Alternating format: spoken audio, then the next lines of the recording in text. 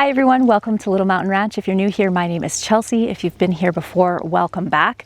We're hanging out in the garden this morning doing an impromptu harvest. Well, it's not really impromptu because I actually come down every morning and do a harvest very similar to the one that we're going to do today.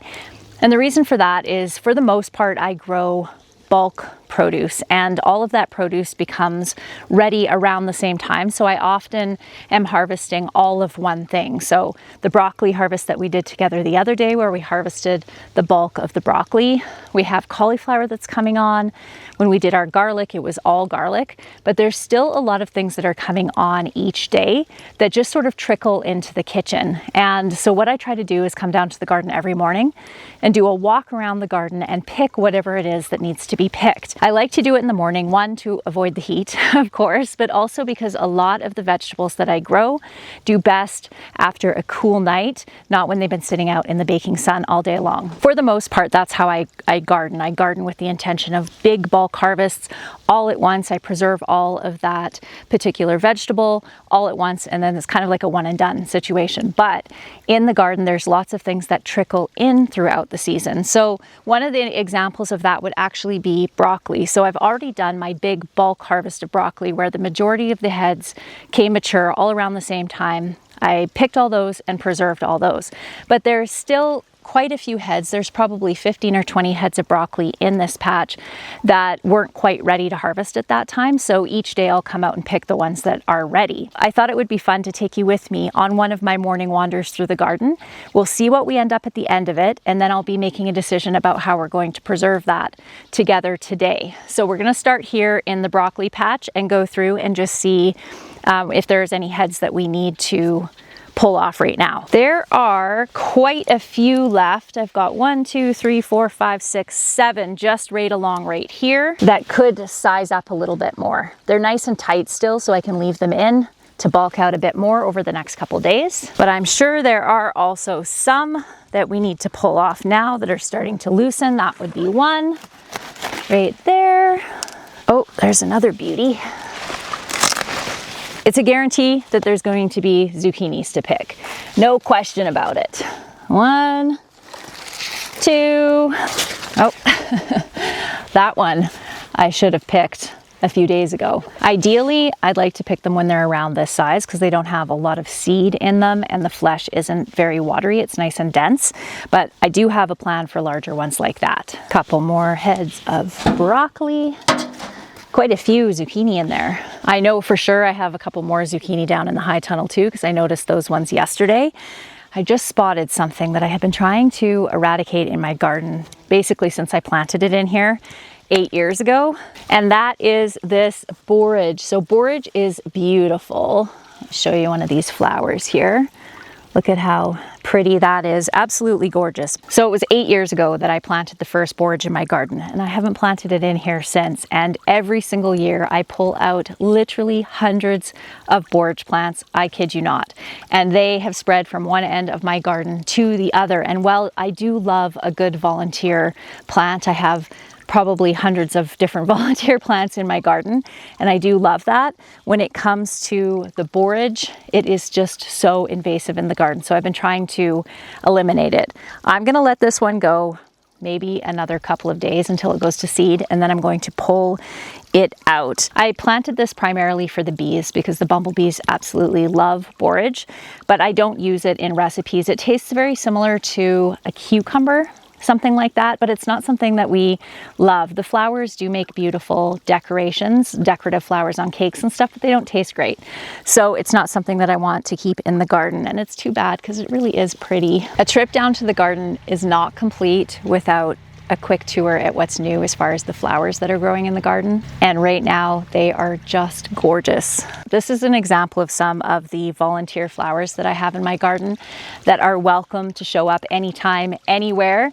And that is the calendula. They are such a beautiful, cheerful flower, and I have all different colors, different shades of yellow. I have some oranges, some orange and white, and they are beautiful, but they also are a medicinal plant. I take these petals off and freeze dry them and then use them to make salves in the winter time. But more than that, they're just gorgeous. We are about to have gladiolas. This is my first time ever growing, oh, what was that? Some kind of little green spider. First time ever growing glads, and I just cannot wait for these to bloom. And look at this dahlia. Is that not exquisite? I'm a little obsessed with the dahlias, I must admit. They are so stunning. Look at how cheerful that is. Oh, look at this one. It's gonna have some white on there. Another one of the show-off blooms over there. Oh my word, look at that. Dahlias are something I don't think I will ever go without now in the garden. They just bloom and bloom and bloom. And their colors are almost outrageous. Look at that. Yellow, pink. Oh my word. So yes, a little mountain ranch garden will never not have dahlias in it from now on. I have some gladiolas here in the back all the way along as well.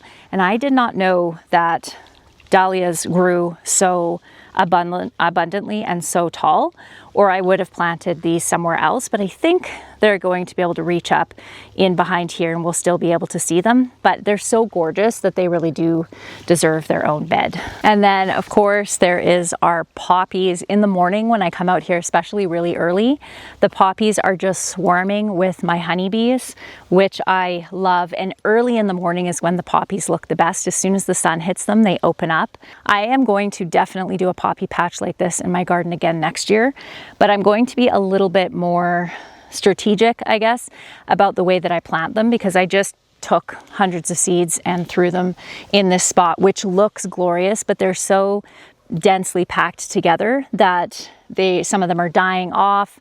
They're falling over. I do have some supports along the side here to try to hold them up so that they're not falling into the pathway, but I'll plant them just a little bit more spaced out next year. But my goodness, it is still so beautiful. Okay, I was heading back to the pickling cucumbers to see if we have any pickling cucumbers, and I saw this spot and I just think this looks so lovely. So we have Shasta daisies here, which are perennial. I have a few perennial flowers in my garden because I do a no-till garden and the beds stay as they are from year to year. I can plant perennials in here. So we have the Shasta daisies and I love the white cheerfulness of them. We have some baby pak choi here that bolted and I decided to leave it because the bumblebees absolutely love this stuff. They love any of the blooming brassicas. So I left those because I love the white and the yellow. And then in behind we have a volunteer sunflower that has multi-heads on it. So when that blooms, I'm not sure what color it's going to be because the volunteer sunflowers in my garden hybridize year after year and I end up with mixes of all different kinds of things. So we don't know if it's going to be a straight up yellow or a pinky or a gold kind of color. But that's just going to look gorgeous. And then we have the dahlias in the back and then the gladiolas that are going to come up there. This spot is just going to look gorgeous when it's in full bloom. It looks really beautiful right now too, though, I think. All right, what we have here are our pickling cucumbers, and I'm not sure if we have any in here. So let's take a look and see. We have scads and scads of flowers. These little guys are prickly. Oh my gosh. So these were some that I got at the local nursery that were just called pickling cucumbers. So I'm not sure which variety they are, but they're very prickly. Be cool if we could get enough to do a jar of fermented pickles. Pickling cucumbers are one of those plants that you really do need to be checking every single day, best in the morning, and preserve them the same day. And I'll show you some tricks when we go in the house, how I do that without driving myself crazy. Not a bad little harvest so far. I know I for sure have some cabbages to grab over on that side of the garden, but my high tunnel is closed right now and I need to go get it opened anyway, so we'll go harvest anything that we need to pick from in there first. Oh boy, it is going to be very, very hot in here. Okay, I'm just gonna run down and open up the back door too. All right, here we are in the jungle. I have volunteer sunflowers growing in here, and what's really cool about these ones is they are a hybrid between a couple different varieties that I grew in here the first year, so 5 years ago now, I think it is. And one of them was a teddy bear variety, so a short sunflower with just a completely teddy bear head, and I'll show you one in a sec. But it hybridized with a different variety, and now I have these very unique sunflowers growing in here that I just love. Look at that. Isn't that beautiful? So it has a little bit of the teddy bear pedaling here, and then the regular, I was going to say feathers, the regular petals here. So this is what a teddy bear blossom looks like. This one's a hybrid too though, because it's quite tall, but it has more the teddy bear characteristics on the bloom. I just love how this one gets that green in the middle like that. I just think that is so beautiful. So these will eventually form into the seeds when the flower is fully mature, but I love it like that. My goodness, friends, it is very, very hot in here. Okay, so what we have to harvest is a bunch of our basil, and this is the third or fourth time that I've cut the basil back, and we'll probably get at least one more flush on here before it bolts. Oh, that smells so good.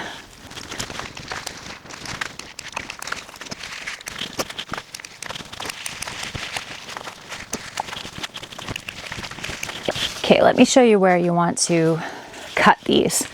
So you can see here how we have some branches that are coming out here. So when you're going to cut it right above a set of branches like that, and then these will grow up into more basil for you. This was quite exciting.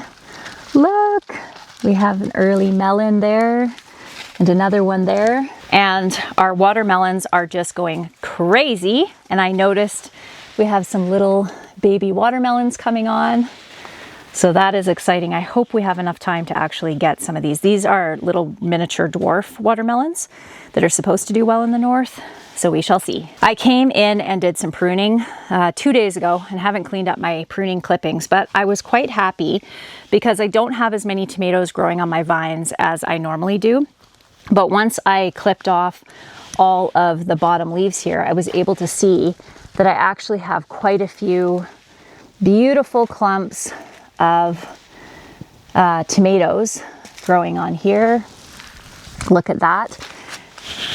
Just lovely. And we do have a couple ripe ones. So these little Marzito tomatoes are supposed to make really good sauce. This is the first time that I've ever grown them, but they're quite prolific. You can see here, and they are ripening before lots of the other tomatoes are. So one I'll definitely grow again, and the flavor's pretty good too. I definitely recommend the micro dwarfs for green stalks. They do really well. Cute little harvest. Oh my gosh, what do we have over here? This is super exciting. This is my first larger tomato of the year. This one is a black crim. Isn't that gorgeous? The black Hungarians are just going crazy, and they're actually ready. Some of these are ready to harvest here, but because I have so much to already do in the kitchen today, I'm going to hold off and just do a pepper day. But I just wanted to show you something. Can you see these kind of almost what look like stretch marks on the pepper? Those actually are stretch marks, and they're caused by really deep, intensive watering. This can happen with rain if you get a really strong deluge of rain, especially after a bit of a dry spell, and then the fruit grows really fast and the skin can't keep up with it. That's also what happens when you get cracks on your tomatoes as well. This zucchini plant here is absolutely beautiful. For those of you in the south, you're probably used to seeing zucchini plants this big. For us in the north, they don't generally get this large, certainly not this early in the season. But growing it here in the high tunnel just made it go poof. Over here, this is a a bush delicata, and it is also massive. But I did notice when I was here yesterday that I have a gigantic zucchini. So these ones are Black Beauty, I think is the variety of these ones. So we have a nice big one there, a little bit of a smaller one. I'll check the other plant over here. So the risk I run growing plants like this in my high tunnel is that there's pretty high humidity in here, and high humidity can equal fungal growth, like powdery mildew, for instance. But so far, so good. And it's going to be very hot now for the next couple of weeks, and the air here is generally really dry. So with the doors open, it should hopefully stay dry enough in here to ward off the powdery mildew. Let's see, what do we have in here? Oh, there is one. Another big one. I actually didn't hand pollinate these ones, but I do have my beehives right outside the high tunnel, and they come in here and pollinate for me, which is great. Definitely gonna have to do something with zucchini today, that's for sure.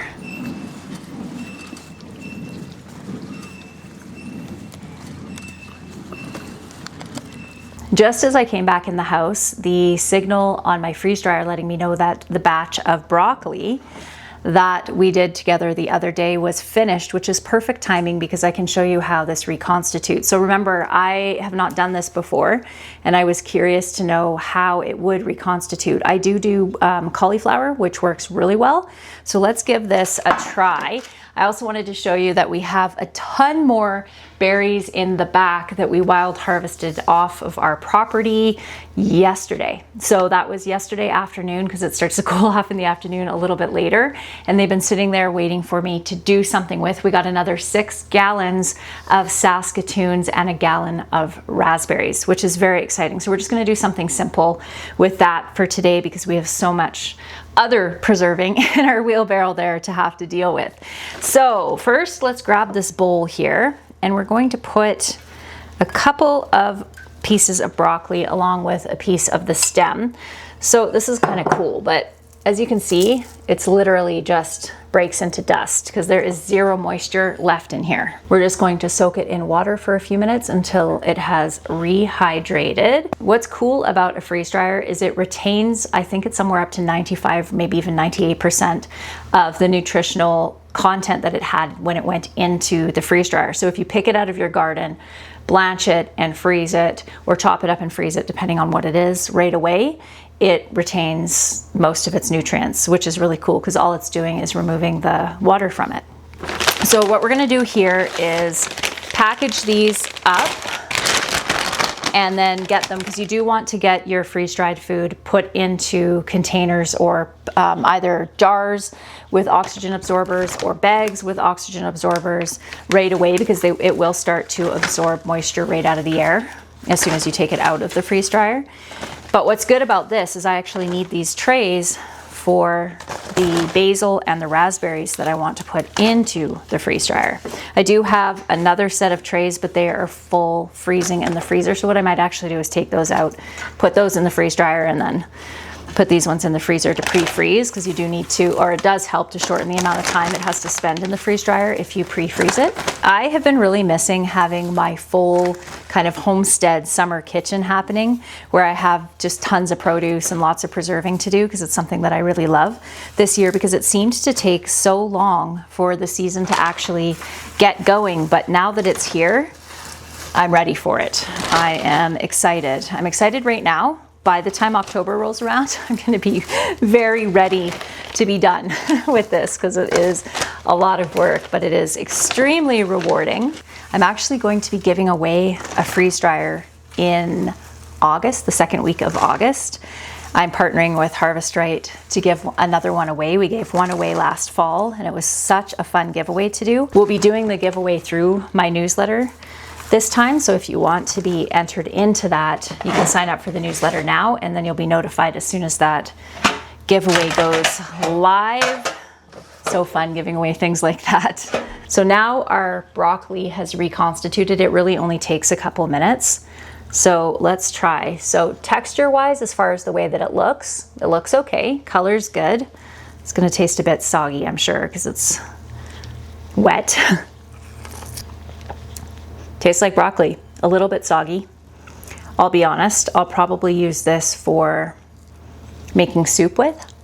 I think freezing this is better just for the end product, but for long-term storage and for just making soups, this will be fine. You can use a hair iron for sealing, these if you like.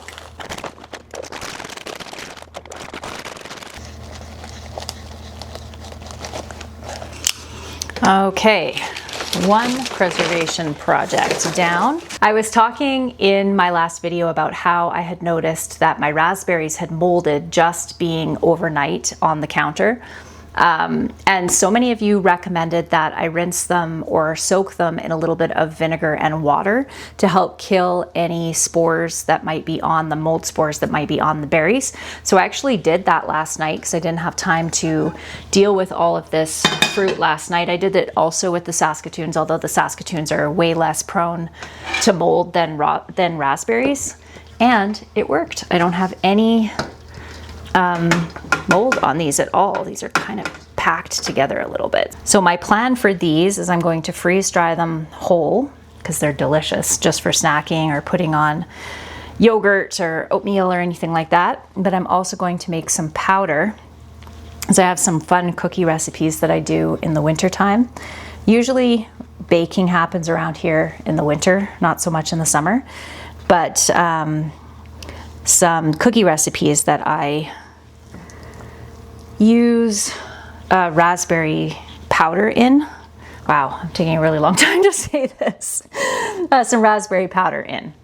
So we're gonna make a little bit of raspberry powder too. I am going to freeze a bunch of these Saskatoons. I'm also going to can some in a heavy syrup to use for Saskatoon pie in the wintertime. I'm going to use fairly small bags for this because I'm going to be using these in smoothies, adding to muffins and just baked goods. And I like to only freeze in the amount that or the size of bag that I'm actually going to use for whatever ingredient. So much easier to do it that way. So we're going to bag up all of these. Then we're going to put together that quick batch of filling and can that. And then we are going to deal with all of the zucchini that's back over here. Actually, no, we'll do the fermenting first because that is really easy and we only have 1 jar's worth to do. So I'll run you through how I do that and then share with you some of my tricks for small batch canning, just doing a little bit each day, especially if it's pickles, because like I mentioned down in the garden, pickling cucumbers, you really want to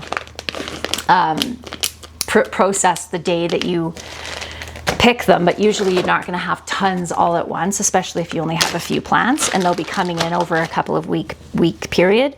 So I'll share with you some of those tricks, but first let's bag up all of this food. Okay, you're gonna wanna use a clean jar and 2 tablespoons of some non-iodized salt. I'm using kosher salt here. And you can vary the amount of salt that you use in this brine for fermenting based on your taste preferences, how salty that you want it or how quickly you want it to ferment. The less salt, the quicker it ferments, the more salt, the longer that it takes. But I find 2 tablespoons to a quart works well. Going to add our dill in here, lots of dill, so these can be very dilly. And we're going to cut off the flower end of our cucumber. So we have the stem end and the flower end. There are enzymes in the end, the flower end, that can make your pickles go soggy.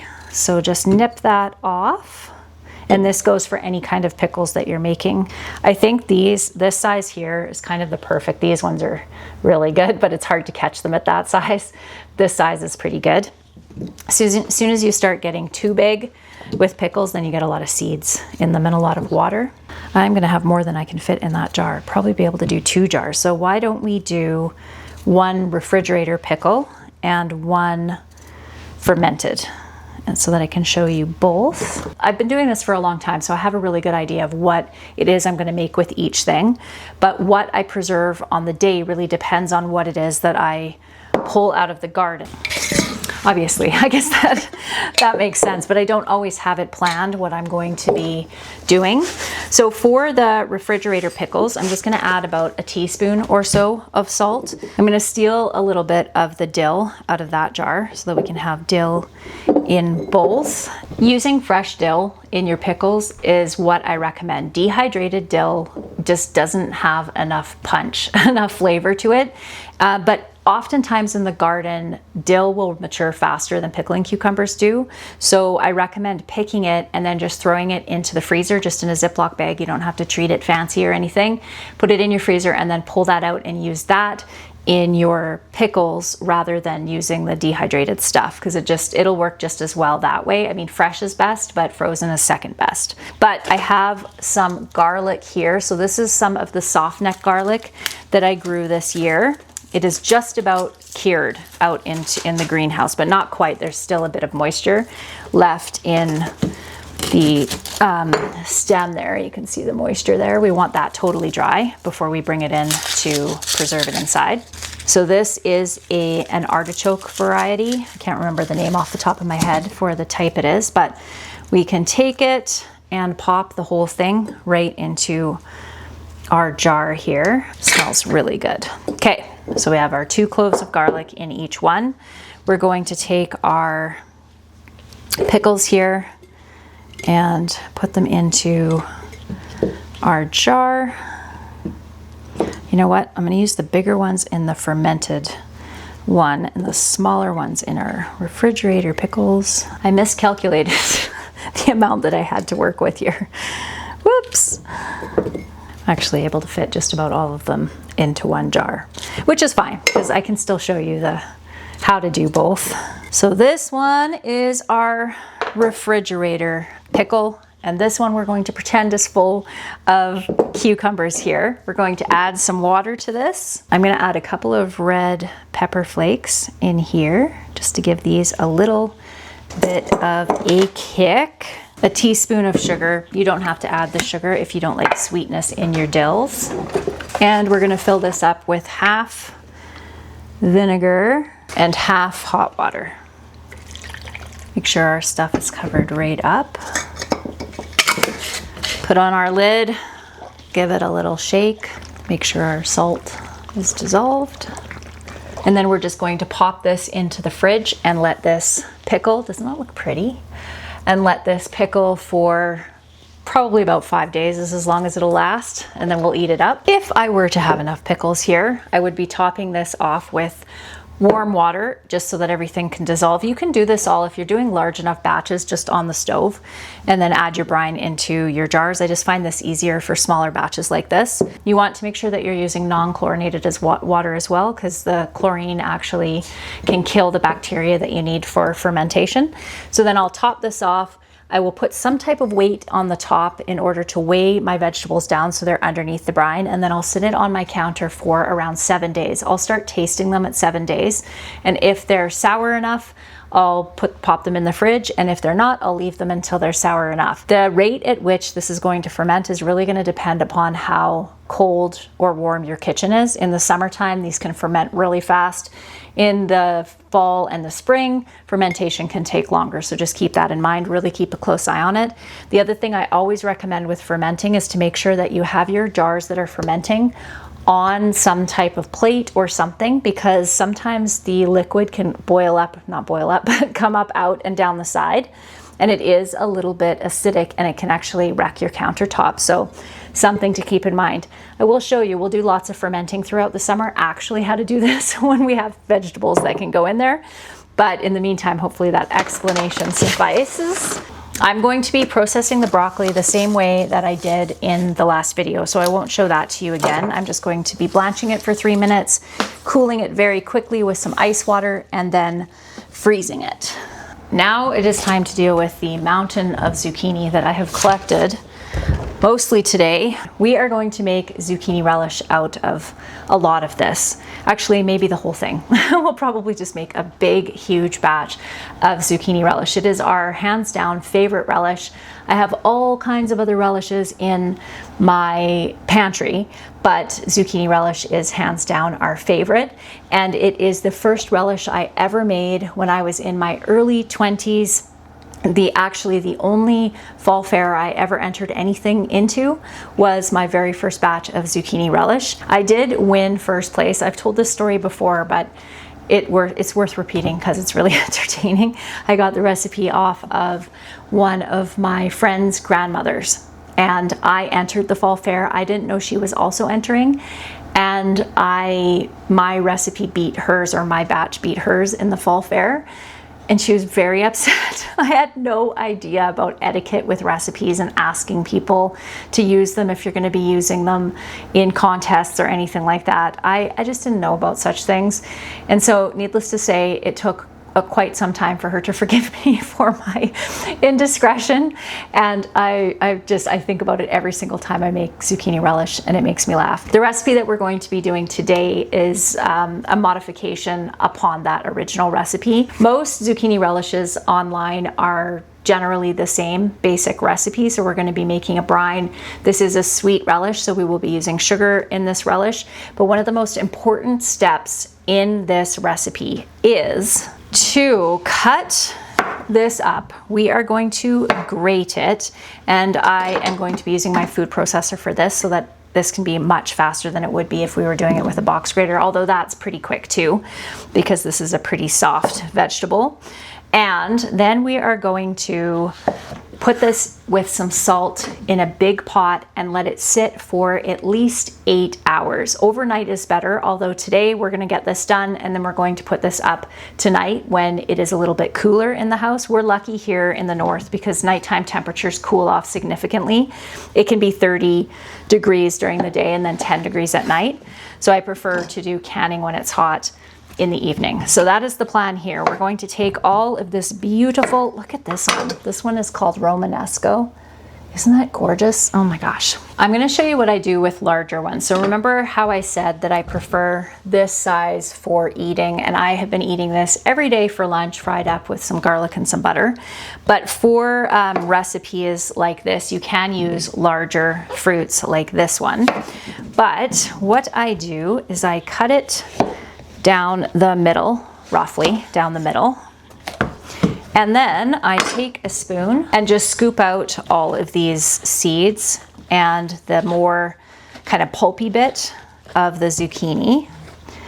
And all of this my chickens love because it's all seed. So this will go out to them. But you can compost this as well. You may end up with some surprise zucchini plants in your compost pile next year. But I do it this way, so I clean it out. I use these sometimes to make baked zucchini boats too, where I fill this with meat sauce and cover it with cheese. That works too. But for our purposes today, I'm just going to cut this into strips and then use my food processor and get this all grated. Okay, so we're gonna get this all grated up, and I'm gonna add probably, for the amount of this, about 6 tablespoons or so of kosher salt.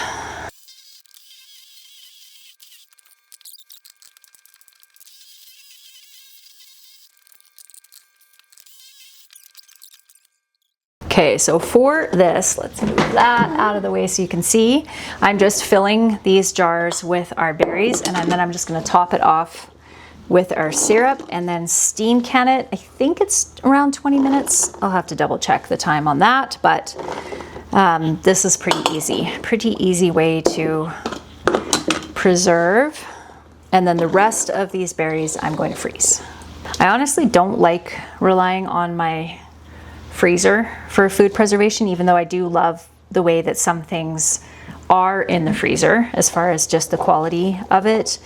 There's certain things that I prefer to freeze. The broccoli would be an example over freeze drying even. But I like having shelf stable products that don't rely on power to keep working.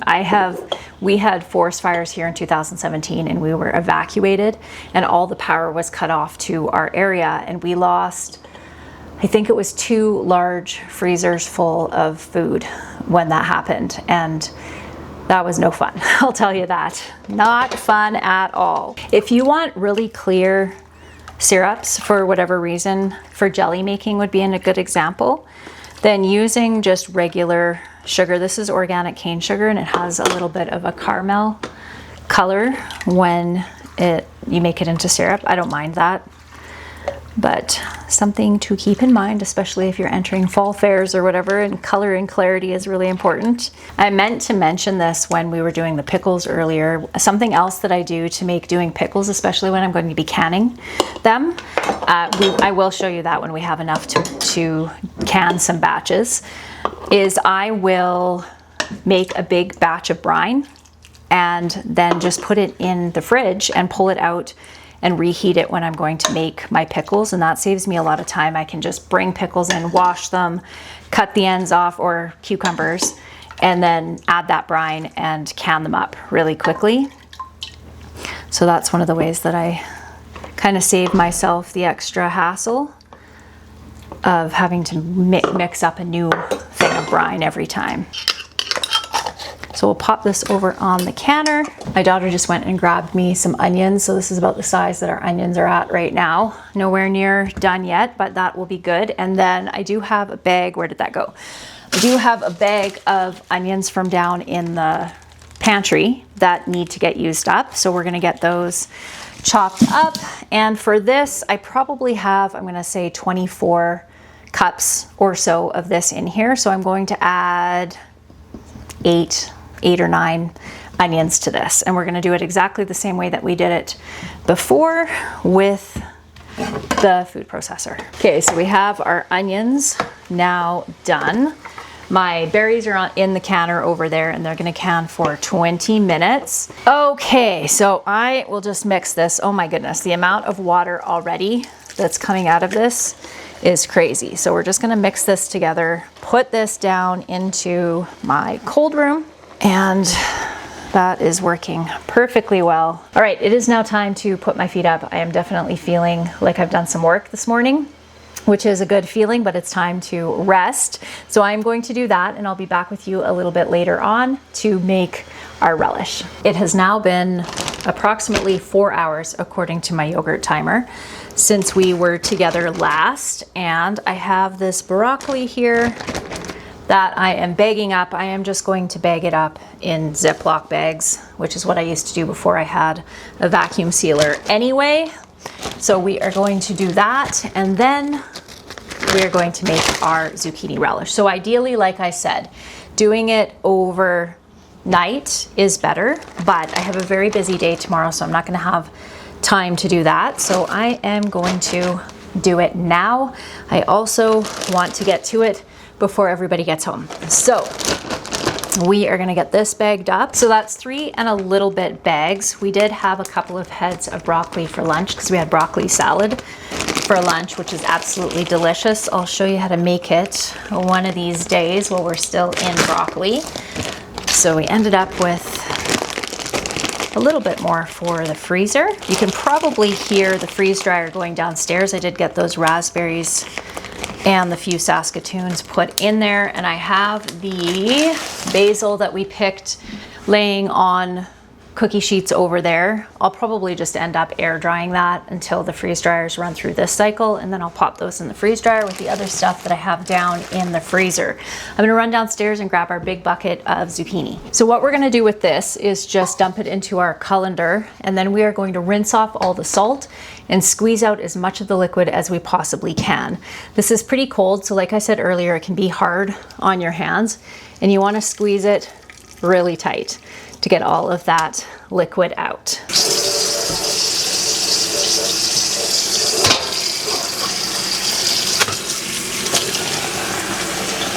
Okay, we have our squeezed out stuff. This is not fun, squeezing all this stuff. I also have some red and green pepper that I have chopped up in here, and now I'm going to measure out this. And the reason for that is because even though I'm kind of flying by the seat of my pants with this recipe, I do want to make sure that I have the right ratio of vinegar to vegetables so that this product can be safe to can.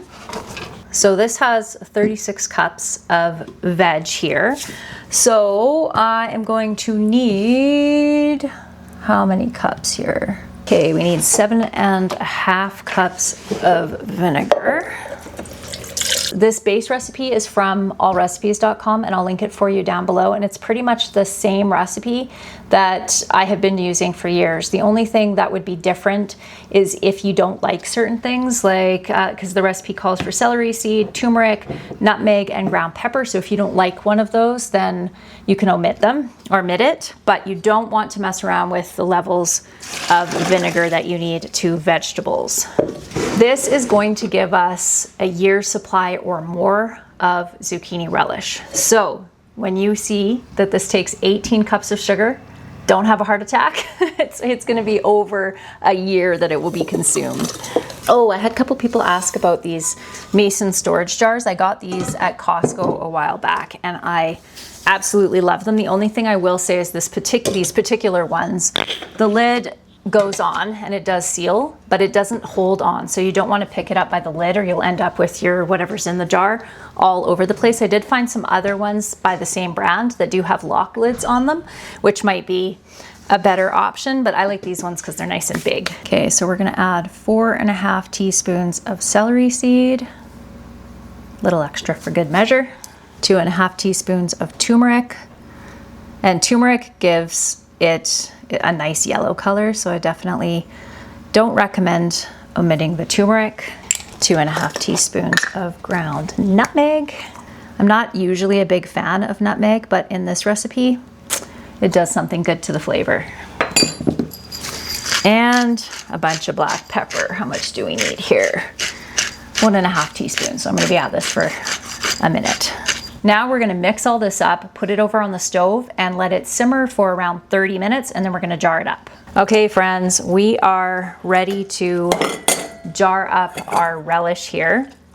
So this recipe does call for a little bit of cornstarch, and cornstarch is generally not recommended in home canned food due to the fact that there just hasn't been sufficient testing done on the heat penetration of using cornstarch. I actually would feel comfortable using, because it's just a very little amount of cornstarch that's required for this recipe to help to thicken it so that it just isn't so watery. However, I don't have any, which is unfortunate. So I am going to have a slightly runny relish. I am also out of pint jars, so I'm going to be able to do this batch and put this in, let this cool down, and then put it in the fridge overnight and can the rest of it tomorrow, because I don't have enough jars. I have 12 jars here, and I have at least that much left, so that'll be 24 jars of the relish for the pantry, which is so great. I have, like I said, lots of other relishes down there that we need to get through as well, so I probably am going to end up with a 2-year supply of relish total in the pantry, which is fantastic. All right, we'll lid it up. Lid's on finger tight. Whoo, that's hot. And over into our canner, and we're going to can these for 15 minutes. All right, I'll be back with you when we're all done, and I'll show you what we ended up with all together today. We are done, and it's been, I think, 2 days since we were together last time. It's been so busy, and I am losing track of the days. But we ended up with a whole bunch of the bags of the frozen Saskatoons, some of the 2 bags of the frozen raspberries, and then 4 bags of the broccoli. I have some of the basil here that I'm just leaving on the counter because my freeze dryer still has the raspberries in it. I forgot to press the button to keep the cycle going, so I just did that this morning. So those won't be done until tomorrow. So I'm not able to show you those. I ended up with 24 jars of the zucchini relish, which turned out so well. We've already had some of it, and out of all of these 24 jars, I did end up with one that didn't seal, and likely it was because I didn't wash the rim well enough. That's usually why I have lid seal failures on things with high quantities of sugar. And then we had 4 jars of our Saskatoons in medium syrup here. And for breakfast this morning, I made some sticky buns with the Saskatoons. And I just used a basic cinnamon bun recipe and then made a, with some Saskatoon berries, a little bit of sugar and some cornstarch, let that cook till it thickened, and then put that in the buns and poured it on the top, and they were really good. So that is pretty good for, altogether this took us, how long was it? Well, I guess because it took the entire day, because we had to have the pause in between for the zucchini to sit in the fridge with the salt, or down in the cold room with the salt. So I'm really happy with that. Now we're going to be able to put some more things in the freezer, some more things in the pantry, and some more things in our long-term food storage with the freeze-dried stuff. I hope that you enjoyed hanging out with me the other day, but for you today, and I look forward to seeing you next time. Bye, everybody.